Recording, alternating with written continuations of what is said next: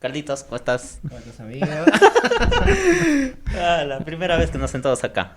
¿Qué tal? Así es. Cuánta emoción. Sí, amigo, bueno, en este primer piloto de proyecto, pues queremos ver si es que contar nuestras experiencias a todos los abogados, para que sepan pues un poquito más cómo es este mundo jurídico, que sepan también cómo es llevar una firma, cómo llevar un caso, cómo no llevarlo. También saber un poquito más de los clientes y cómo llevar hasta tu propia firma, seas un abogado privado, haciendo entrevistas quizás también a magistrados o a fiscales para que nos den un poquito más de luces de cómo es este mundo jurídico. Entonces, preséntate, amigo.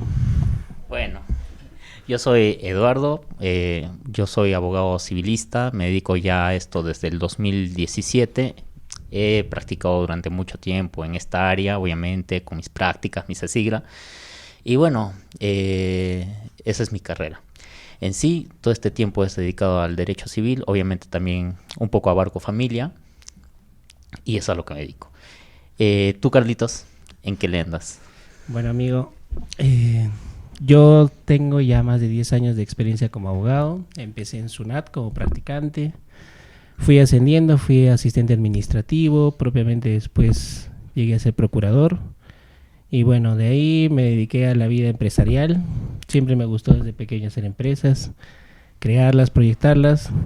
Por la experiencia de SUNAT me dediqué a la tributación, hice maestrías en eso y actualmente pues tengo ahí mis empresas de firmas jurídicas en ese ámbito. Bueno, hablemos un poco del comienzo de nuestras carreras. Creo que a todos les va a interesar eso, cómo un abogado realmente empieza.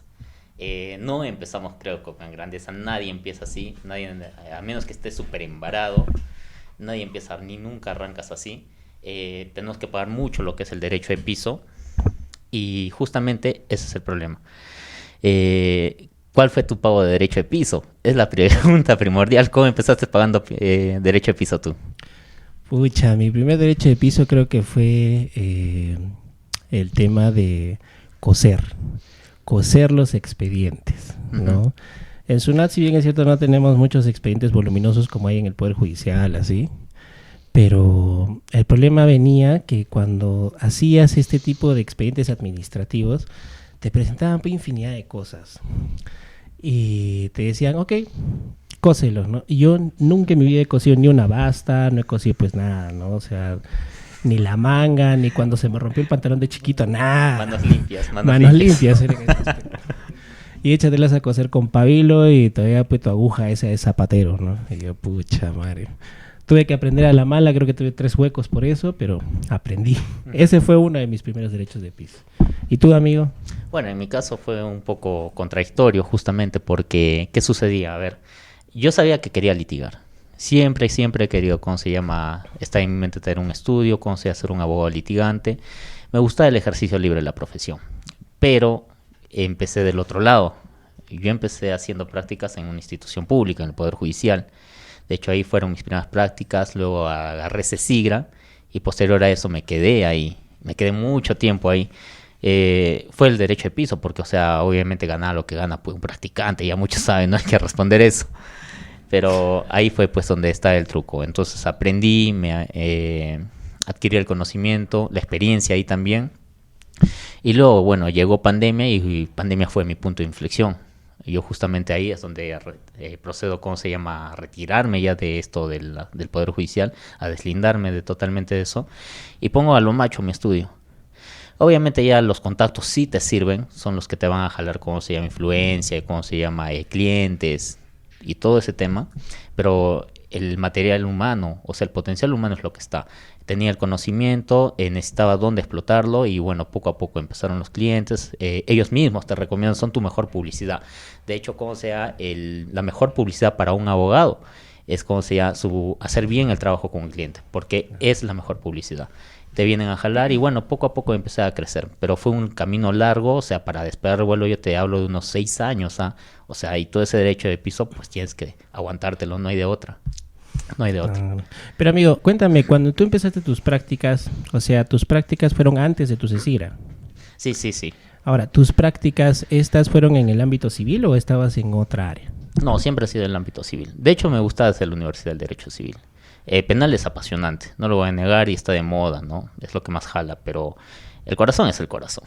Y Ah. derecho civil siempre ha sido mi corazoncito. Ah. Entonces ya pues desde ahí estuve en donde quise, pero al comienzo cuesta, como todo, solo que yo pensaba que me costaba mucho tiempo porque mucho tiempo estaba ya en esa condición. Y ya pues despegar vuelo era pues otra cuestión, era ya verlo desde un ámbito empresarial que yo no tenía. Entonces poco a poco eso sobre la marcha tuve que aprender cómo sostener un estudio jurídico. Claro, siempre es pues un camino complicado. Y por ejemplo, pongamos, ¿cuál sería una experiencia vergonzosa que tuviste en tu etapa de practicante cecigrista? Ah, la primera que tuve, la primera que me bautizó. Justamente mi jefe de prácticas era una especialista legal, una doctora que la aprecio mucho, me tuvo demasiada paciencia. Pero, por ejemplo, a ver, algo que va a pasar quizás con muchos que nos escuchen tal vez, es de que muchas veces en la universidad vamos bien. Y vamos bien, tenemos buenas notas, pero en la práctica es otro mundo, totalmente, es otro mar. Es como si nosotros estamos en una piscina y salimos al mar. Yo lo vi así, totalmente perdido. Y un día pues agarra, me dice, ¿sabes qué? Tengo que calificar esta demanda. Me dice, revísame por favor si están todos los documentos. Sobre todo le hemos observado de que estén las copias certificadas. Verifica si está el sello. Yo nunca había visto una legalización en mi vida, la verdad. Agarré el expediente y le dije, no, no está porque no lo encontré. Y agarra, saca la resolución y la declara improcedente la demanda. Al día siguiente viene el abogado imputado. Y la bronca de aquellas que se armó, la doctora obviamente pechó por mí, pero obviamente no va a echar de cabeza, ni va a decir, no, no lo hice yo, ¿no? Pero vino y me dijo, obviamente se le notaba furioso y me dijo, me has dicho que no estaba el sello. Abrió el expediente, ¿y qué es esto? No, trágame tierra, yo no quise volver. Me fui, ese fue el primer roche que tuve en mis prácticas. No quise volver al Poder Judicial, pero al día siguiente sabía que tenía que levantarme y dar la cara. Y eso es lo que te lleva muchas veces la perseverancia. Sí, ese es cierto, ese es cierto. A mí en alguna ocasión me acuerdo que estaba haciendo prácticas en SUNAT y me dice pues una colega, bueno, mi maestra en realidad, me dice, ¿sabes qué? En SUNAT han variado las casillas electrónicas. Entonces tenemos que variar las casillas electrónicas de todos los expedientes. Ya, pues, ¿no?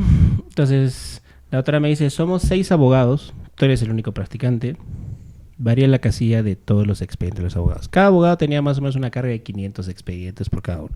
Son 6. Entonces me dice, ¿cómo vas a hacer los escritos? Yo siempre me gustó el tema de la informática, así que pues agarré un Excel, comencé a llenar los datos que siempre van en un escrito, es decir, el expediente, el especialista, el escrito, el juzgado, porque el tenor era lo mismo, ¿no? Varío el domicilio, bueno, mejor dicho, la casilla electrónica es esta, tal, listo. Entonces saco, pues por un tema de correspondencia, saco todos los escritos. Y bueno, en ese tiempo pues todavía se presentaba de manera virtual, presencial. Entonces fuimos, les imprimo pues todos los expedientes y le digo, listo, doctora, sus 500 expedientes, como son 2, porque es uno para el juzgado y uno a nuestro cargo, caballeros, me firman. Se pusieron a firmar y entre en huelga el Poder Judicial. ¡Ta madre! 3 días entró en huelga el Poder Judicial. Se levanta la huelga y me dice, Carlitos, todos los escritos están firmados. Corre, preséntalo. Mis prácticas eran en Río Seco. Tenía que bajar hasta el Poder Judicial del centro para presentar mis escritos. La mayoría eran penales, pero teníamos, pues, pongamos, 10 laborales y teníamos 3 civiles. Ya está. Pero lo demás era penal. Entonces, voy y es la primera vez que veo el CDG lleno, pero repleto de gente, porque todo el mundo que se le vencía el escrito por el tema del paro, pues tenía que presentarlo. Y yo voy en la fila de los penales, bueno. Llego a la ventanilla y el de mesa de partes me dice, ¿todo eso vas a presentar? Le digo, no, o sea, es este escritito. Y lo demás son lo mismo, pero de otros expedientes. Me dice, pucha madre. Me dice, a ver, vamos, pásame, ¿no? Pasaba dos. Ya iba pues como media hora en ventanilla y todavía no terminábamos. Y los abogados me comenzaron a odiar. Claro. Sal de ahí, concha tu madre, que apúrate, weón, que regresa más tarde. Puta madre, yo soy el fiscal. Y yo, pero soy practicante, tengo que presentar esto, ¿no? Y recuerdo que el de mesa de partes me dice, mira, déjalos y regresa en la tarde, yo te voy a entregar el grupo en la tarde. Ya, perfecto. Entonces le dejé pues confiado todos los expedientes, ¿no? Y regreso pues en la tarde. Me entregó un grupo Y después regreso nuevamente en la tarde y me entregó a un segundo grupo. Y mi jefa me dice, pues, ¿cuántos expedientes has presentado? Y ese detalle me olvidé, pues no sabía cuántos expedientes había presentado. Le digo, doctora, todos los penales.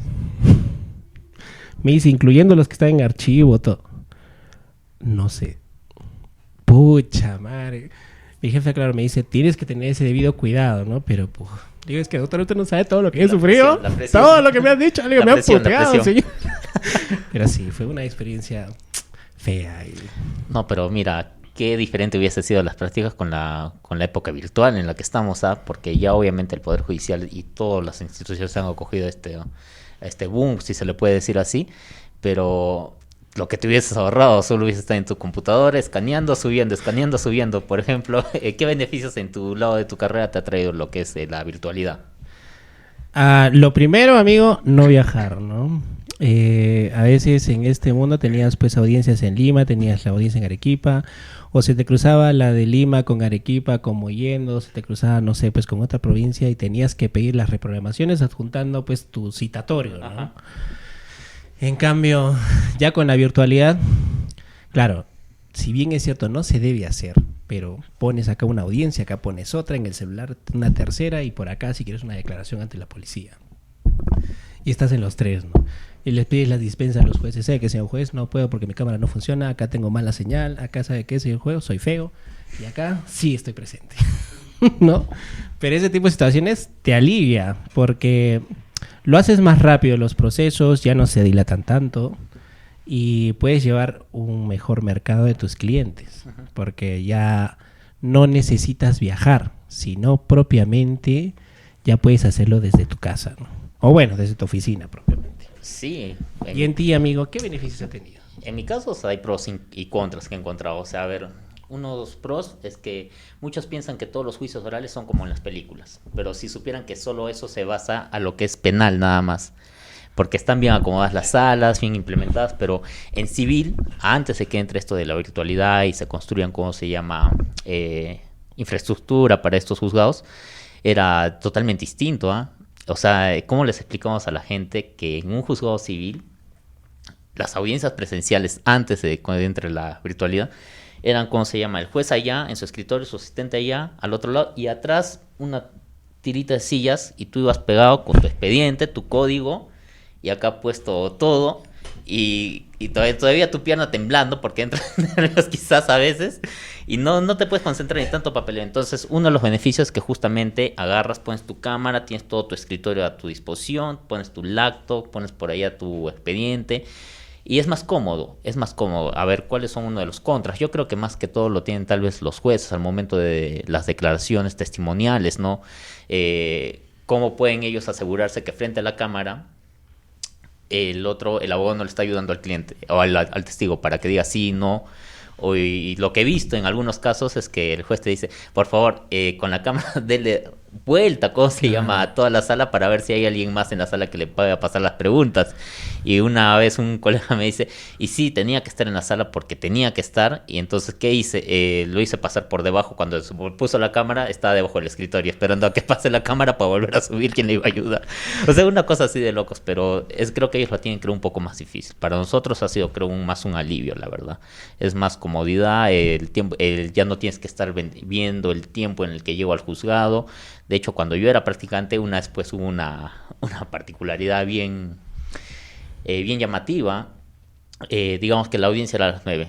Llega una de las partes y hacen el llamado. ¿Cómo se acostumbra a hacer el llamado? ¿No? Sale el especialista o el asistente y hace el llamado del expediente de las partes y tienes que presentarte y acreditarte con tu DNI, tu carné o lo que tengas a la mano y esperas un rato mientras preparan el acta.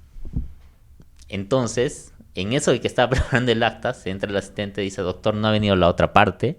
Y el doctor, bueno, prepare el acta, le dice igual. Y al minuto tocan la puerta. Pum, pum, pum, somos la otra parte. ¿Podemos participar? Y el doctor dice, bueno, vamos a supeditarlo. Entonces los hace pasar a ambas partes y le dice, ¿por qué usted ha llegado tarde? Le dice. Y el abogado dice, estábamos con todo el grupo porque se venía con los testigos y todos. Y el semáforo nos ha retrasado porque cosa parece que está descompuesto y no podíamos cruzar y por eso hemos perdido un minuto, le dice. Y el otro, bueno, el doctor le dice, si yo voy a dejarlo participar, sin que en el otro caso, ¿cómo se llama? No, no hay oposición. Doctor, ¿usted qué opina? Y el otro, doctor, no me parece, porque igual hemos estado ahora y nosotros hemos cruzado el mismo semáforo. Bueno, también eso pasa. Agarre el abogado, pues, se paró. Entonces, doctor, procedemos a retirarnos y se fue con toda la gente. Pero, o sea, es una particularidad. Yo recuerdo que también estábamos en las audiencias virtuales ya y teníamos pues juicio, ¿no? ¿Y cuál es el detalle? Por estrategia queríamos dilatarlo porque también el expediente recién había llegado. Entonces no sabíamos cómo dilatarlo porque estábamos bien notificados, ya tenía unas 2 reprogramaciones, pero por parte del juzgado. Entonces faltaba a nosotros.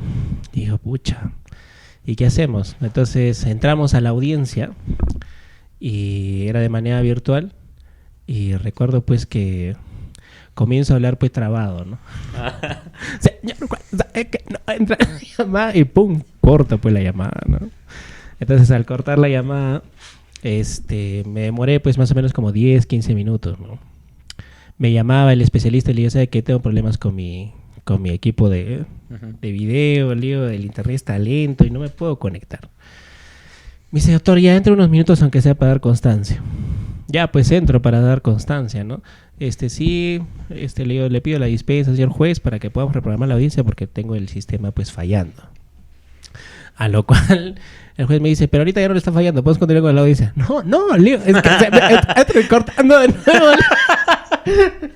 Entonces, pucha, gracias a Dios, bueno, no sé si los jueces lo tomaron a broma, pero ya está bien, le vamos a los 3 días reprogramaron de nuevo la audiencia, ¿no? Pucha, pero esas experiencias a veces te marcan mucho, ¿no? En ese aspecto y a veces también te juega una mala pasada a veces cuando llevas un proceso. Pues, sí, ¿no? por ejemplo, depende también mucho del caso, ¿ah? O sea, hay casos en los que, seamos francos, hay casos fáciles y hay casos difíciles. Yo recuerdo que una vez tenía un caso bien tranca en la que estaba supeditado mucho en juego, demasiado, porque era una extensión de terrenos bárbara, de verdad, increíble. Y ¿qué pasó? Tuvimos primero la audiencia preliminar, son 2 audiencias en civil, la preliminar y la de pruebas con este sistema oral. Entonces viene la preliminar y a mí me contrataron 1 o 2 días antes. Me dice, me han pasado recomendación de usted, doctor, ¿sabe qué? Queremos que lleve nuestro caso. Y el expediente era así más o menos, o sea, para estudiar. Ya pues lo estudio todo. Y sucede que se va presentando. Yo no sabía quién era el abogado de la otra parte, ¿eh? El otro abogado era pues profesor, tenía un muy buen recorrido, catedrático, o sea, no se puede decir un erudito, sí, una eminencia más o menos, el derecho local acá. Entonces yo me preparé con lo que tenía, con lo que supe, ya sabía la estrategia y tenía que plantear, me plantearon 13 secciones para que se caiga el proceso. Entonces lo voy analizando y siempre hay unas en las que dices la paso así de taquito, pero había una bien tranca, que era una sección de legitimidad para obrar, falta de legitimidad para obrar. La miércoles. Y bueno, hay teorías que van revolucionando el derecho. Recuerdo que está de moda ahora mucho la teoría de la posición habilitante. Usé esa teoría, la había escuchado un tiempo, la aplico y va saliendo la audiencia y de lo que entró con full confianza, yo estaba pucha con los nervios, con la presión de un día de haber estudiado. Y el otro doctor se le notaba totalmente suelto, o sea, ya pues la experiencia, todo, el conocimiento que tiene, iba saliendo la resolución a mi favor. El proceso continuaba, estaba vivo, puta madre. No sabes, de lo que estaba el corazón a 200 por hora, bajó a 60 por hora, por fin. Pero hay casos así en los que te juegas y es tremendo, la verdad. ¿Tú has tenido alguno así de un día para el otro con una presión enorme alguna vez? Bueno, en el ámbito penal a veces pasan 2 vertientes siempre, ¿no? El tema de los requisitoriados y los que tienen prisión preventiva. Entonces, en las 2 situaciones me pasaron, ¿no? Me acuerdo que mi primer requisitoriado, pues, fuimos al Banco de la Nación con él, porque tenía un trámite de alimentos que tenía que pagar. Y justo vamos y pasan por la identificación, ¿no? Le dice, corre, acércate, le digo, la ventanilla. Se acerca y el de ventanilla, no sé qué va a verificar pues en el sistema, qué será, pero saltaba pues la RQ. Y comunica al policía porque estaba adentro. Entonces yo estaba esperando, pues no estaba viendo mi celular. Así. Y en eso pues entra el policía y pum, lo enmarroca, pues, ¿no? Le digo, pero está depositando, le digo, no está robando. Entonces me acerco y me dice, no, el señor tiene un RQ activo. Y no sabíamos pues nada, no sabíamos el delito ni nada. Entonces activa el RQ en el sistema el policía y nos dice, pues sí, efectivamente, tiene un RQ por lavado de activos. Ah, amigo, lavas dinero. Ya, pues si lo detuvieron, pues no, y lo llevaron pues, a la carceleta. Yo conocía la carceleta, claro, por los contrabandistas, pero no conocía pues, por el lado privado.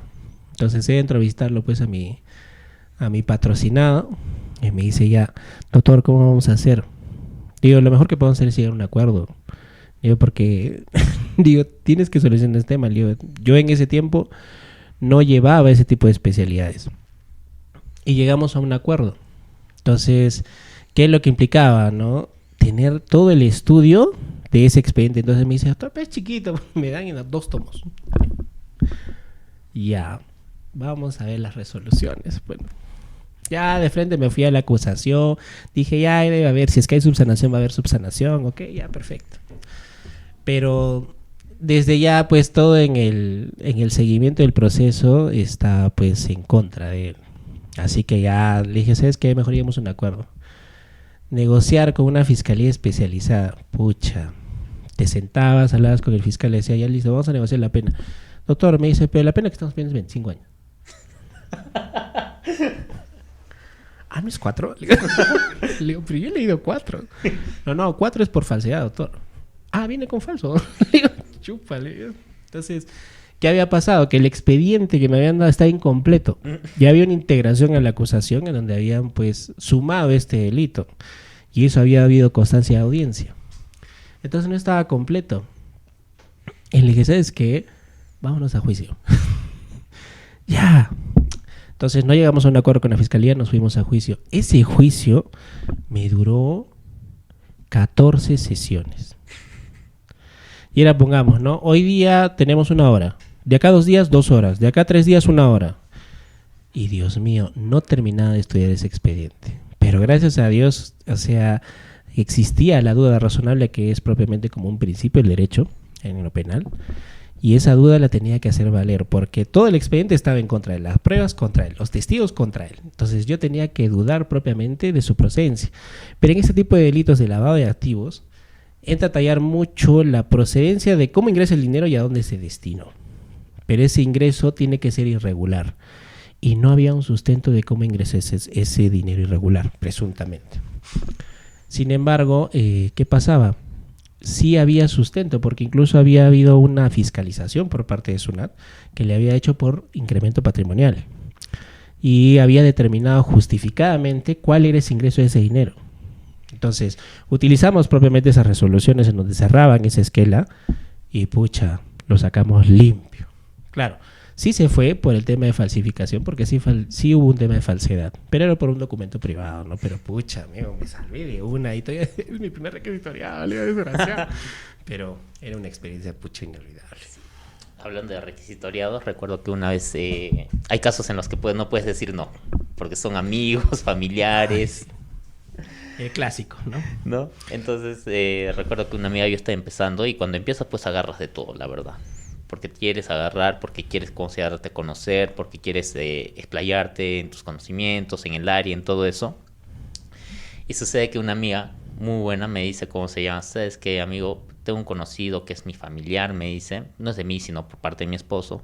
Lo han pescado y está lo que ustedes le dicen RQ. Está en carceleta. ¿Puedes ir por favor a verlo, a ver si le ayudas? Le digo, ya. Y le dije, ya. Entonces voy, está en la carceleta, me hacen pasar, me dan los datos, hablo con él y le digo, ¿qué ha pasado? Y mucho tiene que ver que la gente tiene que entender que el abogado a veces es como el cura. Tienes que decirle toda la verdad. Y agarra y me dice, no lo sé, yo he estado caminando por la calle y me han detenido y me han traído acá y no sé por qué estoy acá. Pero no has hecho nada, una vez nomás, pero sí, o sea, es la primera vez que hurté, me dice, de la caja en donde yo trabajaba. Pero nada, me dice, o sea, no ha habido citación, no ha habido nada. ¿Y cómo vas a llegar acá? Le digo, o sea, yo que no soy penalista, no sé cómo llegas acá en la primera, le digo. Porque normalmente te citan en fiscalía, no acá. ¿Cuántas veces no te has presentado? Sí, entonces me entra la duda y voy pues a ventanilla y indago que los procesos y todo.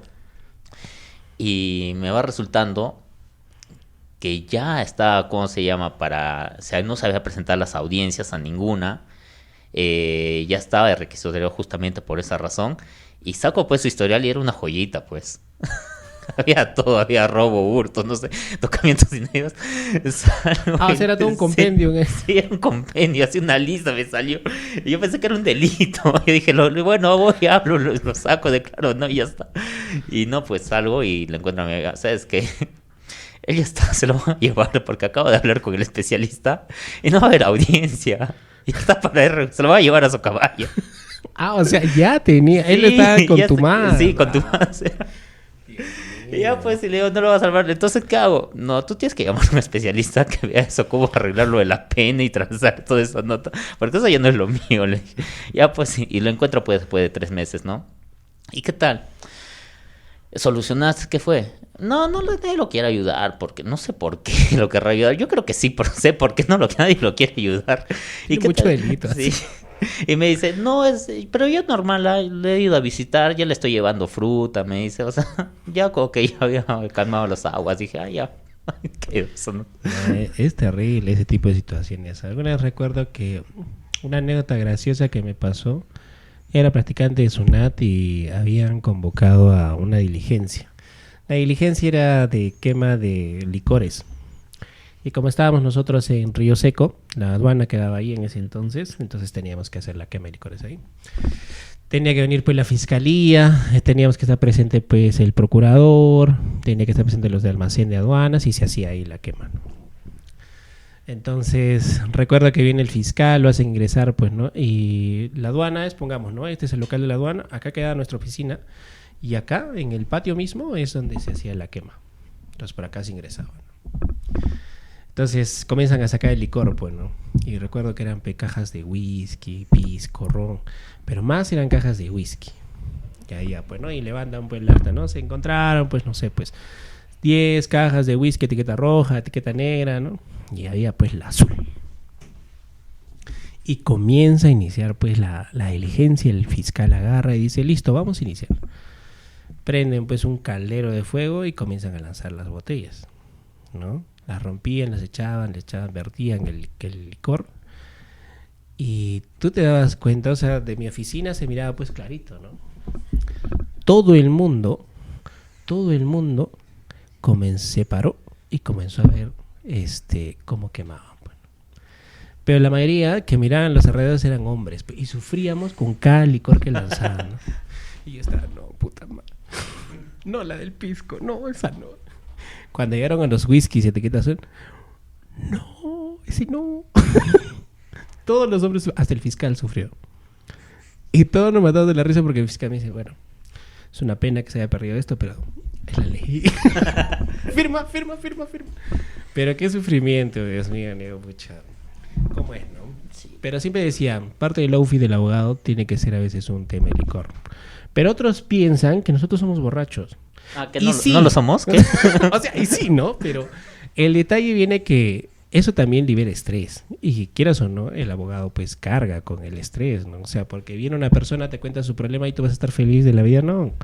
O sea, te cargas con su problema. Si vas a una comisaría, también te cargas con el problema del que está detenido o hasta el mismo ambiente que es cargado, ¿no? Y eso te pasa, ¿no? Entonces creo que por ese lado es una forma de soltar y que es justificante y parte del outfit el darse un poquito de licor, ¿no? Sí, pero no sé, a ver, en mi caso lo que me funciona es, por ejemplo, yo soy de mucho olvidar, ¿ah? Por ejemplo, hoy día viene un cliente, me concentro en el caso, lo llevo todo y de acá a un tiempo ya yo me he olvidado. Vuelve el mismo cliente. Doctor, ya le conté mi vida y lo después usted me entendió, me ayudó. ¿Cómo se ha olvidado? No sé. Es un mecanismo de defensa, será pues de la mente. Pero, o sea, pero en el momento sí te cargas. Sí, claro, lo llevo bien, te preocupas, pero yo creo que tanta concentración, tanta tensión, ustedes no saben la presión que uno siente cuando lleva un caso y está sobre todo en el momento de la audiencia, que es para nosotros lo más difícil quizá. Sí. Esa presión creo que es como que una cúspide, llegas, haces lo que tienes, logras el objetivo y luego ese bajón de carga viene con el olvido también, yo creo. A mí no funciona así. Ya lo que yo me recuerdo de cada caso son tintarilladas, ¿ah? Una pincelada por acá, una pincelada por allá, pero volverlo a ver es volverlo a estudiar el caso y ya digo, yo no quiero volver a algo que ya me libré, ya lo saqué y ahí lo dejo. Queda la técnica, es lo que más me queda, el conocimiento, la técnica es lo que sí guardo siempre, ¿no? Lo que te funciona en esta audiencia, qué concepto, qué norma, esas cosas te quedan, pero después el caso en sí y muchas veces lo olvido, la verdad. Claro, bueno, es que también creo, o sea, si es que estás llevándolo el proceso en todo ese séquito, que a veces es muy tedioso, sí te acuerdas. Obvio. O sea, sí sigues con esa preocupación. ¿Cómo olvidar? Pero claro, si ya terminas el proceso como que ya, pues listo, ya solucionaste tu tema. Claro. Estás disfrutando de tu pena. Estás en el penal pabellón 1, en el de mínima seguridad, entonces te llevan tu frutito y tu feliz, ¿no? Claro, en mi caso ya, bueno, ya estás viviendo en un hotel porque perdiste tu casa, pero ya estás viviendo, bro. Bacán, ¿no? O sea, fresh, amigo. Pero, o sea, pero me refiero, en el momento sí te cargas. Obvio, ¿qué nos va a cargar? O sea, hay casos fuertes, por ejemplo, mira, yo te comento una, había un caso de unión de hecho, sucede que esto fue paradójico totalmente, nunca lo había visto en mi vida, en mis años de carrera, ni de prácticas, ni de nada, nunca lo había visto. Abre la sesión el juez, estaba yo como curador de la menor, me habían citado como curador procesal de la menor, de la niña, y estaba supuestamente la señora que iba a hacer la declaración de unión de hecho con una persona con la que supuestamente había convivido y había ya fallecido en un accidente. Él creó seguridad de estos carros que cargan dinero y había tenido un accidente y falleció lamentablemente el señor. Y en eso que ya estamos presentándonos, abre un espacio más en el Google Meet porque ahí es donde se hacen las sesiones y aparece una nueva parte. Por favor, acredítese. Y bueno, cuando son curadorías, pues son casos livianos porque la carga la lleva siempre el que va a demandar y el demandado en sí. Pero, o sea, yo soy como representante, sé lo que tengo que hacer y punto, no me cargo más de trabajo. O sea, descargarte innecesariamente, como tú dices. Y entonces aparece supuestamente quien había formulado oposición y era la otra mujer. Ok. Sí. ¿Ya? Y el pata tenía una doble vida. Ah, una joyita. Sí, o sea, fue tremendo porque también abre cámara y se apersona una de las testigos, supuestamente, y una de las testigos era la hermana del sujeto. Y la hermana no estaba sacando cara por la demandante, sino por la otra mujer. Porque nunca la había visto a la demandante. Y era la otra, pero supuestamente ella se creía la firme. Y yo estaba confundido. Sí. Entonces, cuando llegan los alegatos, pues, de unión de hecho, tienes que ser, pues, libre impedimento. Y es una cosa de las que ahí también aprendes porque, o sea, libre impedimento no solo se requiere a que hayas estado libre de estar casado, o sea, no hayas contraído matrimonio, sino libre impedimento es que no tengas ni siquiera otra pareja como novio incluso, o sea, como conviviente, no necesariamente formal. O sea, el impedimento es que tú no puedas formalizarte. Sí, con ninguna otra pareja, y eso tienes también, por ejemplo, muchos entendemos que libre impedimento es que no estés casado. Claro. Claro, y ya estoy libre de impedimento, puedo celebrar una unión de hecho contigo, con quien quieras, o con quien convivas los más de 2 años que te requiere la norma. Pero no, el libre impedimento es que no, en este caso encajada tal cual, no tampoco ya es una doble vida, porque o sea, convivías con una, pero a la par convivías con otra. Entonces eso ya no encajaba en eso del libre impedimento y por eso pues se desestimó toda la demanda, se cayó y ya pues y justo después en la noche era el partido de Perú. Yo me fui para ver el partido de Perú porque tenía que ir a la casa de mi hermano a verla y todo el camino me fui pensando en el caso. No me preocupaba cuánto iba a quedar, o si íbamos a ganar, nada.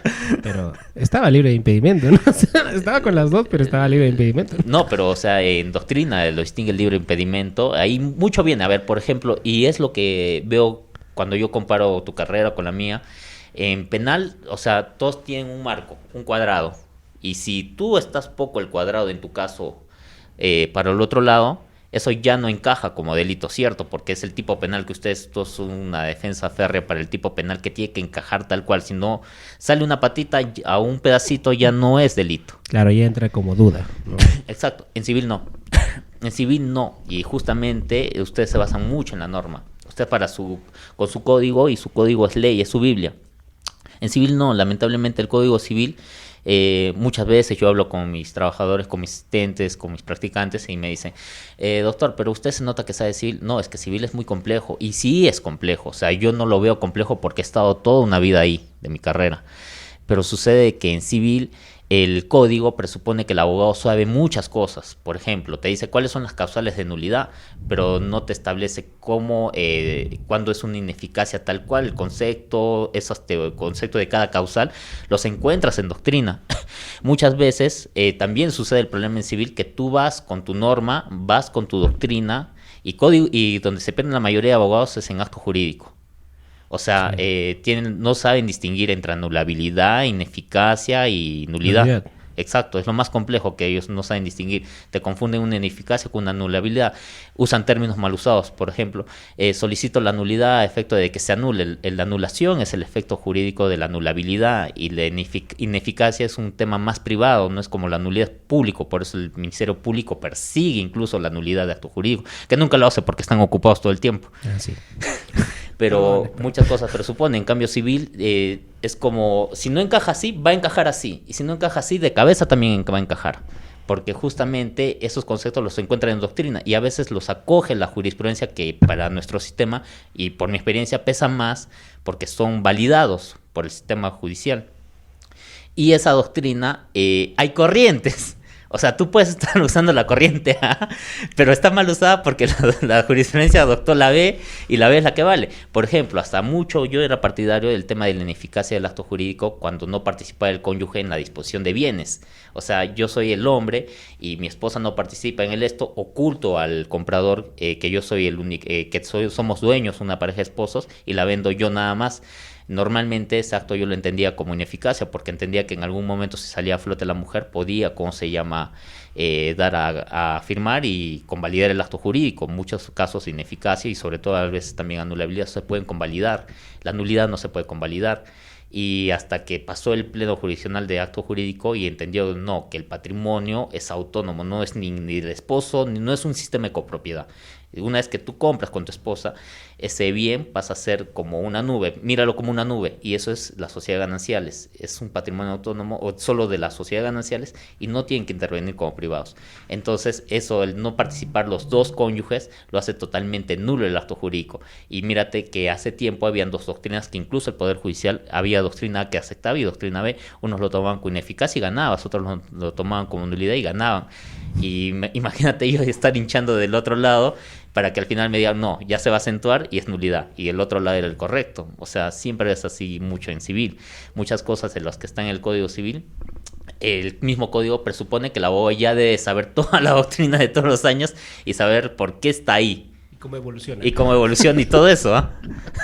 O sea, podríamos decir que en la rama civil, que es más filosófica, incluso doctrinal, que propiamente la aplicación jurídica. Es que es más antiguo y sinceramente, o sea, el derecho penal, ¿cuál es lo pasional? El tema de oralizar, creo. Por ejemplo, en civil muchas veces hemos adoptado un sistema escrito y el sistema escrito como que es un poco más relajado, yo lo tomo. Presentas el escrito, sabes que lo estás presentando bien y esperas tiempo, pero en un sistema oral ustedes consumen todo en una. Sí, claro. Y aparte que se aprecia más lo que realizas, porque en ese momento como que tienes que tener la norma a la mano, ¿no? La norma, el articulado, si es que hay un argumento. Sí se aplica un tema de doctrina, porque sí hay corrientes, pues propiamente, no sé, pues si es que hay una duda razonable, etcétera, ¿no? Pero, claro, solamente se ve en una sola etapa donde se actúan propiamente las pruebas, es decir, en un juicio oral, ¿no? Pero las otras etapas son procedimiento y procedimiento y procedimiento, ¿no? Sí. Que pocas veces se deberían ser filtros que deben ser correctos, pero lamentablemente no se aplican como deberían ser, ¿no? Pero es parte de lo que se viene evolucionando en este tema del proceso penal, al menos. Bueno, en civil ya estamos copiándolo de ustedes, estamos ya también en la oralidad, pero le falta mucho todavía. Va por buen camino, se está cortando mucho lo que es el tiempo en resolver los casos, ya no duran como antes. Antes un proceso civil te podía durar 10 años. Ahora un proceso civil se está resolviendo en 1 o 2 años y eso pues es un gran logro, ¿no? Ajá. Pero mucho de esto se tiene que ya establecer en el Código Procesal Civil, ¿no? Para poder afianzarlo, porque justamente estamos ahorita en un sistema que está a la duda, la verdad. Tenemos un código todavía procesal que está en sistema escrito, pero ya se está adoptando como plan piloto y general ya pues, se puede decir de la oralidad. Entonces ya se quema todo lo que se hacía, pasas a saneamiento, luego fijación de puntos controvertidos, saneamiento probatorio, lo estás quemando en una sola audiencia. Y justamente la vez pasada tuve una experiencia, o sea, sucede que yo planteé una sección, ¿no?, de cláusula de arbitraje para matar el proceso, y en ese momento ya por escrito ya lo había presentado la parte y nosotros como abogados no podemos visualizar los escritos hasta que nos notifiquen. Y supuestamente yo no sabía que habían respondido a mi sección. Por más que abras el sistema, el que estaba público, no puedes ver nada. Entonces sucede que abre la audiencia y me dice, no, ¿sabe qué, señor, doctor? Cuando le toca a la otra parte argumentar, el hecho de que usted en un momento del proceso ha querido reconvenir, por más que me rechazaron mi reconvención, eso es como se llama una aceptación tácita a la renuncia de lo que es el fuero arbitral. Y por eso está acá. Y le digo, pero ¿cómo voy a...? No es papa con camote. Claro, no te preparas porque justamente no hay respuesta en el código, pero tienes que ir a la jurisprudencia, como lo fue en el juez en ese momento, y él entendió, y con una casación que citó, que la renuncia a este fuero arbitral tiene que ser expresa, por más que la norma te dice incluso que puede ser tácita, pero la base de la Corte Suprema es que establece que tiene que ser, por más que diga que es la norma que es expresa y tácita, tiene que ser de todas maneras indubitable, expresa, que la otra parte lo pueda conocer y se pueda entender. O sea, el hecho de mi caso de haber presentado una reconvención que incluso fue rechazada en su momento, no aplica para el tema de entender que es una renuncia tácita. Entonces, por ese lado sacó y pues gané el caso, ¿no? O sea, pero... Se fundada la excepción. Exacto, pero no te aseguran de esas cosas de renuncia tácita. Eso lo tienes que encontrar en la jurisprudencia, en la doctrina, pero no lo encuentras muchas veces en el código. Claro. O sea, estudiar civil de ese modo, si uno lo ves, pues para mí es muy bonito, porque siempre me han gustado las cosas complejas, pero para los que empiezan de nuevo, entiendo que si le entran... que no tiren la toalla, que es un mundo complejo, y si les gustan las cosas complejas, civil los está esperando abiertamente, porque de verdad es la rama del derecho quizás más antigua de la humanidad. Sí, pues es cierto. Bien, amigo, creo que ya estamos con el tiempo. Sí. Bueno, solamente agradecerles, este es un piloto que estamos haciendo, y bueno, agradecerte obviamente, y veamos si hacemos otra conversación así, y veamos qué temas más tocamos. Pues muchas gracias, Carlos, por compartir. Y Hasta la próxima ocasión. Listo, gracias.